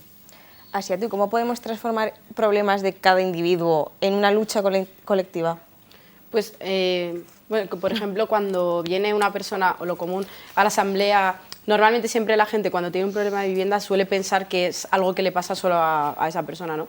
Y como que sí que cuando llega, creo que el proceso de ver que a otras personas les pasa lo mismo y colectivizarlo y saber que es más fácil conseguir pequeñas victorias estando organizada en un sindicato o en una asamblea de vivienda, da como esa especie de claridad, ¿no? de darle conciencia a que el problema de la vivienda no es algo individual, sino que es estructural, y al final como que siempre animamos a la gente pues, a participar, a apoyar también al resto, que no sea tampoco algo como que vas, te asesoran y ya te vas a casa y se soluciona tu problema, sino que tú con tu propio conflicto te empoderas y también apoyas a la próxima persona que venga con un conflicto similar, pues, y como que va a ser el espacio central pues, para recuperar la fianza, para renovar el contrato y sobre todo también para tejer una comunidad. Como que en el sindicato hace unos años empezamos a organizarnos por nodos territoriales, que hay 8 ahora mismo en toda la Comunidad de Madrid, y que no sea solo un espacio en el que tú vas a solucionar tu problema de vivienda, sino que también sea el espacio en el que creas tejido comunitario con la gente con la que te encuentras. También se da, pues, ahora estamos fomentando el tema de las ludotecas o las cestas de alimentos, como intentar como decía Sonia, que no sea solo el problema de la vivienda, porque al final afecta a todas las parcelas de la vida. Y también para que sea un lugar al que venga todo el mundo. Y también, por otro lado, hay una apuesta en el sindicato que son los bloques en lucha, que es básicamente cuando un bloque es de propiedad vertical, es decir, del mismo propietario, pues viene a la asamblea y siempre le preguntamos, ¿y hay alguna persona que tenga tu misma situación? Pues, por ejemplo, que te quieran subir el IPC por encima de, bueno, cuando estaba limitado, ahora ya no, o que no te quieran renovar el contrato. Normalmente, al ser de un mismo propietario, suele ser algo común. Entonces, como que siempre animamos a la gente a que entienda que es mucho más potente ser 100 personas enfrentándose a un casero, dejando pues, de pagar esa subida abusiva o haciendo una acción o algún tipo de presión para conseguir una demanda, una reparación y para pues, exigir algo más que quieras conseguir. Entonces, como que creemos que eso nos ha aportado bastante porque ha sido sacar el sindicato fuera de las asambleas y anticiparnos también al conflicto que llega, gracias a esto que decía también de las brigadas inquilinas, que solemos salir como donde sabemos que puede haber un conflicto para pues pasar a la ofensiva, como no esperar a que llegue a nosotras, y creemos que es una manera bastante guay como de generar ese poder y de que todo el mundo sienta como esa colectividad. Y sobre todo, bueno, ya por cerrar, como que ahora lo que comentaba antes de Blackstone, por ejemplo, es algo como muy estratégico en bloques como que son propiedad de un fondo, y ya vemos cómo esto se extiende a toda la comunidad, incluso a nivel estatal, pues la lucha contra Blackstone, la lucha contra Nestar, que es un fondo también contra el que organizamos una huelga parcial de alquileres el año pasado, y que al final todo el mundo ya sabe como que tiene compañeras en Cataluña que también están luchando por eso y que no es solo su problema individual, y por eso sí que pienso que es muy importante desde el principio transmitir esta lógica. Y Aldo, has mencionado algo de huelga. ¿Por qué huelga general? Pues porque la única manera de poner encima de la mesa el problema de la vivienda y el problema de los salarios a la vez es con una huelga general, y además porque creo que ya llevamos como un ciclo en que el movimiento por la vivienda ha sido capaz de movilizar en la calle, pero el problema, si no se ha hecho más grande todavía, como mínimo ha continuado. Las instituciones, está claro que ahí no está una solución y hay que tomar medidas más contundentes. Son muchos años sin una huelga general laboral. O sea, nosotros también queremos una huelga general, ¿no? La que estamos intentando trabajar en Cataluña, ¿no? Con la plataforma de Nos Cuesta la Vida, que funcione. O sea, no queremos algo simbólico y todo el tiempo del mundo para trabajarla. No es cuestión de poner una fecha y todo el mundo a correr, sino de que esté discutida, de que esté conocida y que esté organizada fuera y dentro del ámbito laboral, los centros de trabajo. Y bueno, creemos que es una medida por la que vamos a tener que pasar, ¿no? Para volver a poner encima la vivienda con más contundencia, el problema me refiero, encima de la mesa. Y en ese proceso estamos, ¿no? Ahora el 6 de junio se sale en Cataluña, más de 1000 personas van a salir a hacer una encuesta de calle. Se van a hacer durante toda la semana de antes, ¿no? Iru seguro que lo puede explicar mejor, encuestas en los centros de trabajo, y hay una plataforma, ¿no? Que está todo el sindicalismo laboral combativo y todo el sindicalismo de vivienda de Cataluña en la misma plataforma, trabajando por esta iniciativa, ¿no? Yo creo que además, con todo este contexto de que vuelven a la escena las huelgas de alquiler, de que hay un montón de huelgas laborales, pues esto es inacabable, ¿no? El último curso creo que es súper ilusionante en ese sentido. Pues puede haber un rumor, ¿no? Y lo bueno, lo último, y con esto callo, que tenemos la experiencia de las compañeras del movimiento feminista, ¿no? Que consiguieron sacar adelante una huelga general también y les costó años trabajar la idea y que al final, pero bueno, al fin realmente, o sea, creo que cayó en la boca a todo el mundo, ¿no? Pues un poco con todo este, en catalán le dirían poti-poti, ¿no? Con todo este cóctel lo vamos a agitar y a prender las calles porque la situación lo exige. Iru, ¿nos puedes contar lo que es lo de la plataforma, por favor? O sigui, la plataforma, com es diu Ens costa la vida, la web és enscostalavida.org, y yo prefiero hablar de iniciar un ciclo de lucha donde esté en el centro el trabajo y la vivienda, y que tiene que desembocar en una huelga general. Lo que estamos haciendo es un poco construir un polo de clase, en el fondo, que es que los conflictos salariales, los conflictos laborales entren en el movimiento inquilino y en el movimiento de vivienda, y que las secciones sindicales y los comités y la gente trabajadora de las empresas se impregnen también del movimiento de vivienda, ¿no? Y en esta combinación, creemos que puede tener mucho potencial ir trabajando, ¿no? Para problematizar esto, para proponer soluciones, y que en un periodo largo, que no nos hemos puesto una fecha, sino que tiene una serie de pasos. Ahora estamos en el primer paso, ¿no? De 5 pasos, que es como la construcción de esta plataforma y la agregación, ¿no? De la gente más afín. Luego tendremos que pasar a agregar a la plataforma y que se adhieran al comunicado, pues, asociaciones vecinales, asociaciones de familiares de alumnos, comités de empresa donde también esté comisiones, UGT, digamos, entrar ya a lo que sería la sociedad civil, ¿no? En su amplitud. Luego habría una tercera fase, que es cuando ya tenemos bastante gente adherida a esta plataforma, ¿no? y a su comunicado, apelar ya también a comisiones UGT, ¿no? que se tengan, como pasó con el 8M del 17 y del 18, si no recuerdo mal, que al final se posicionaron con una huelga de 2 horas, pero que obligarlos a posicionar, porque nos guste o no, ellos tienen mucha más implantación, muchísimas más empresas que nosotros.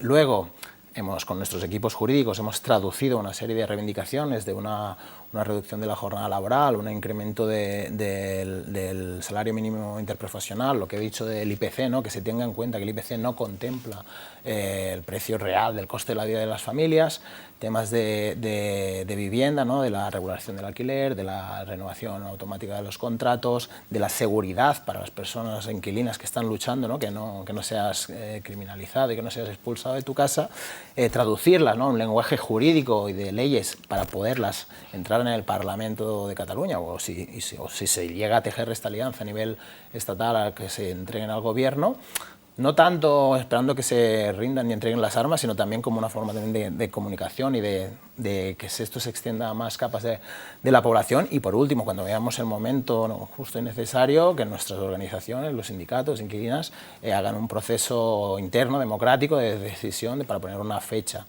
Y es eso. No vamos a trabajar, vamos lentos porque vamos lejos, como se decía antes, y vamos a trabajar para que no sea una huelga, o sea, no queremos que sea una huelga floja, queremos que sea una huelga donde haya un paro importante de la producción y que esto implique que el gobierno se tenga que posicionar o no, o sea, que tenga que decir, voy a hacer estas mejoras o no las voy a hacer.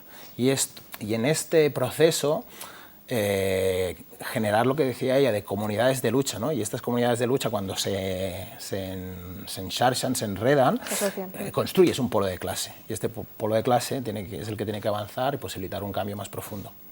Sonia, ¿y tú cuál consideras que es la hoja de ruta que tenemos que seguir? ¿Qué propones tú?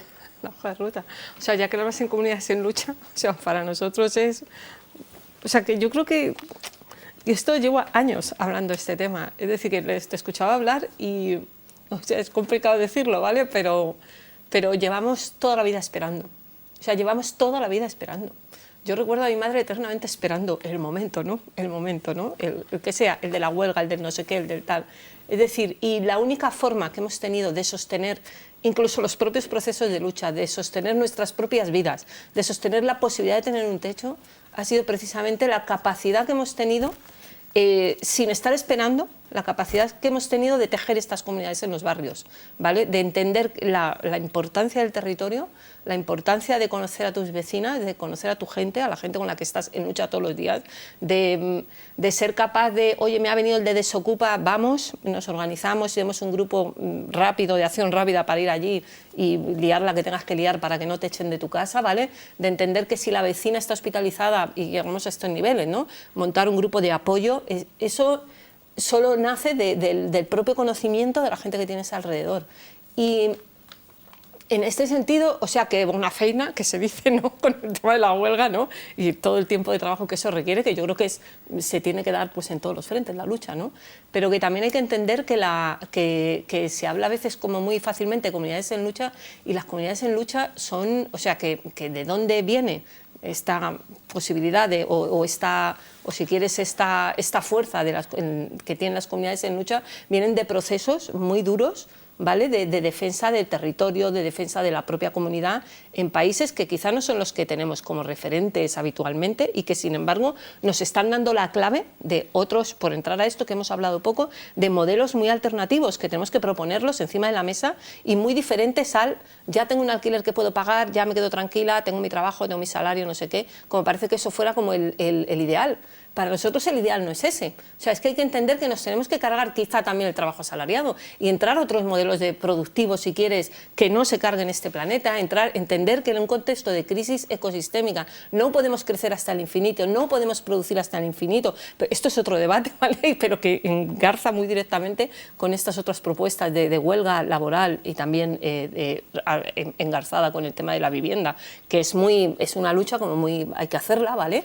Pero que nosotros estamos en otra historia y que otro horizonte, por así decirlo, ¿no? Otro horizonte, y ese horizonte propone un cambio de modelo, el cambio de modelo que pues entender que no queremos viviendas en propiedad, entender que el modelo puede ser perfectamente por tirar del modelo uruguayo, que no se ha hablado del modelo de Utrecht antes o lo hemos estado comentando, pero el modelo uruguayo, por ejemplo, estamos hablando de decenas de miles de viviendas en propiedad colectiva, ¿vale? Y aquí se pueden trabajar modelos así. Casa 47 tiene una parte en su propio desarrollo, ¿no?, en sus propios papeles que te pones a leer, y tiene una parte que abre esa posibilidad.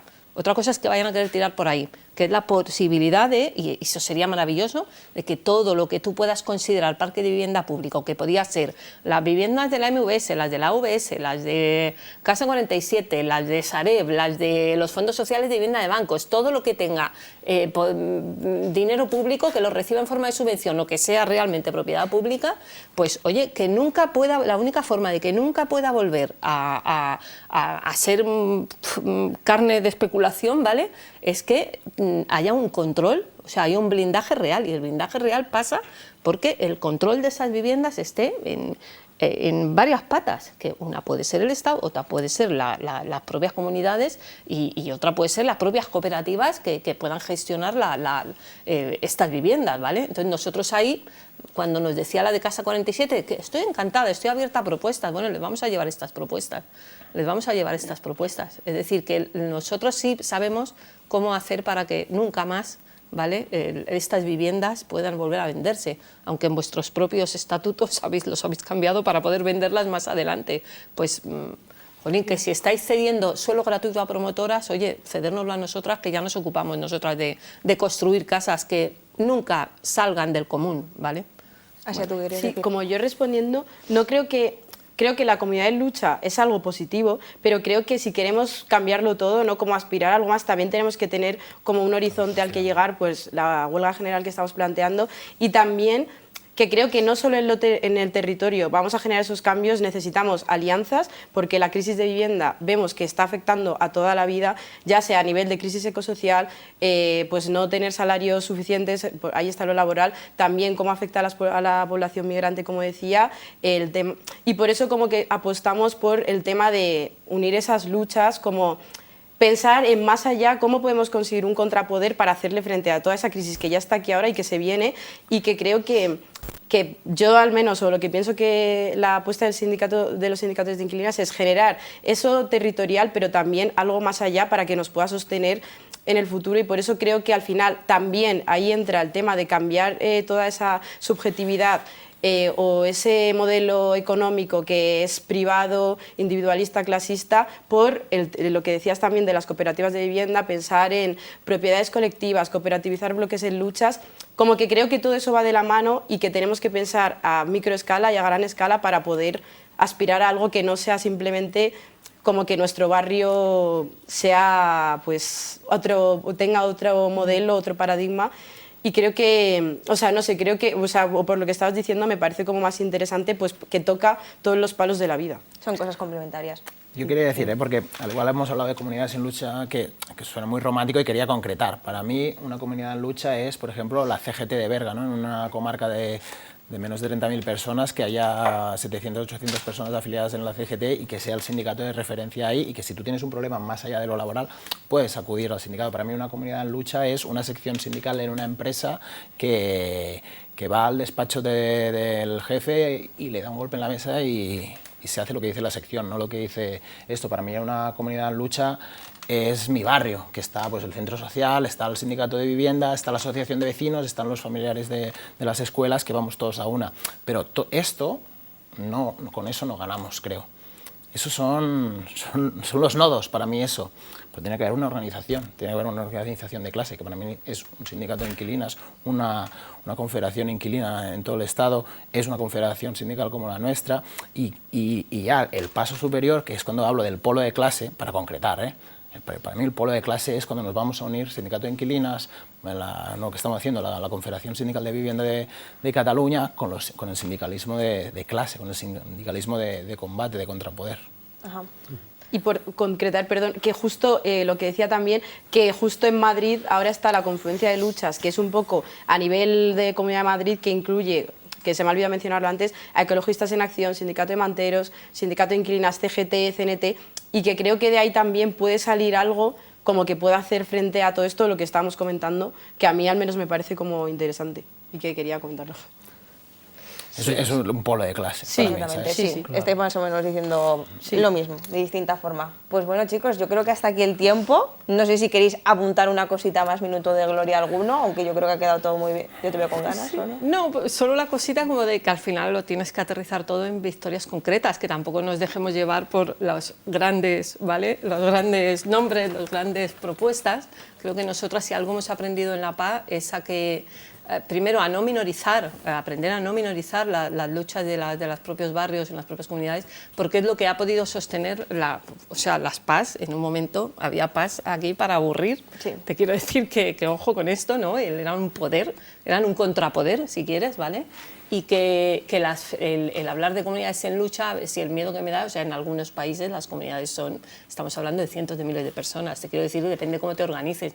Por supuesto que tiendes nosotros en el caso, como trabajamos más en redes de estructuras populares, comunitarias, por supuesto que la escala es estatal, es decir, que no hablo solo de PA Vallecas, no hablo del Centro Social La Avellana, estamos en conexión con muchísimos otros colectivos y gente, y en conversación continua con CGT, con sindicatos de inquilinos, con todo el mundo, ¿me entiendes? El tema es como procurar no minorizar, porque en algunos países esta forma de organización o estas formas organizativas han supuesto vuelcos absolutos en la forma de gestión de viviendas, de las propias sociedades, y bueno, te puedo poner ejemplos, ¿no? El movimiento de trabajadores sin techo en Brasil, MST, o sea que, y estamos hablando de un poder grande, ¿vale? Y que ha ido creciendo así, ¿no? Que ha ido desarrollándose así.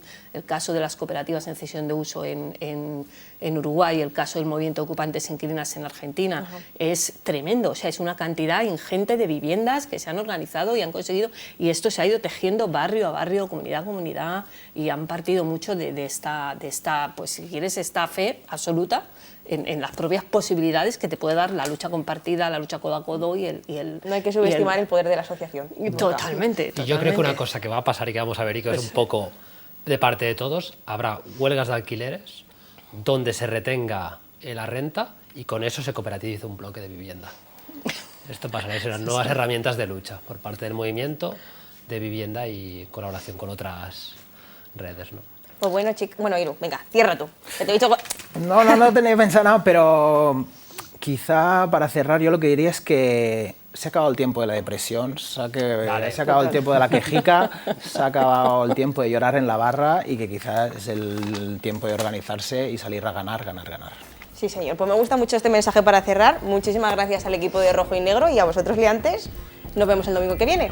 Muchas gracias.